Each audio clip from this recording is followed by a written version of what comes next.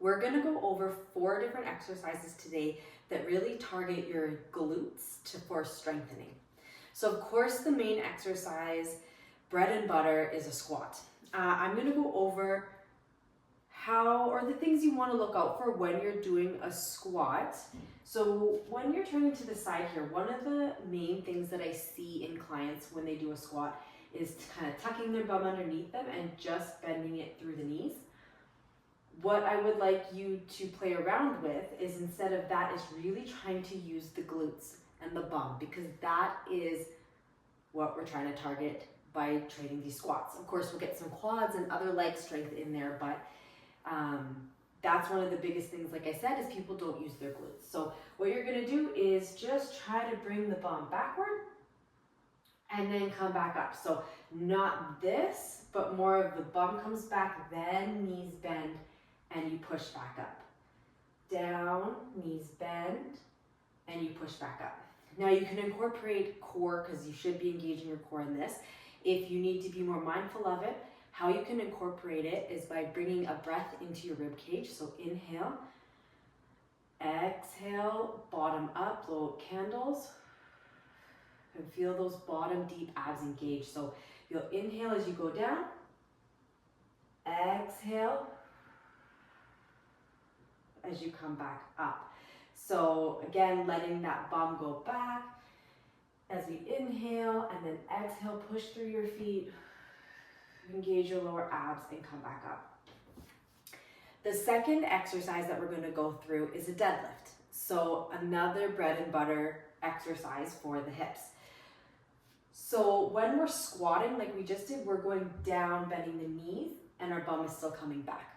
When we're doing a deadlift, that's more of a hinge motion at the hip, so less of the knee bend. So what you're going to do is now think of your sit bones. So the bones that you sit on, they're going to come back and point straight to the back of the wall. So they're not tucked down towards the ground.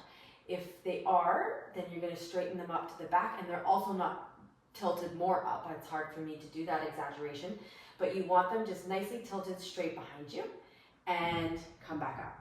So karate chop at the hip, hips come back, sit bones face backwards, and then exhale, come back up. Inhale through the rib cage, bringing your hips back. Exhale, push through your feet. Engage lower abs as you come back up. The third exercise we're going to go through is a curtsy lunge. So this one I'll be facing the camera. I'm going to take a step to the side. Oh, that was a little wide, so don't do it as wide as me. Step to the side, and then back leg's going to go back. Now, notice that I'm not putting my hips facing that way. They are still facing forward, even though my leg is coming back. And you can have weight in both feet. Then you're going to come back up, and then other leg's going to go back, hips facing forward. Exhale, engage your core. And then you can just alternate through those. The last one is going to be more of that hip abduction on the mat. So hopefully my camera is following me on this.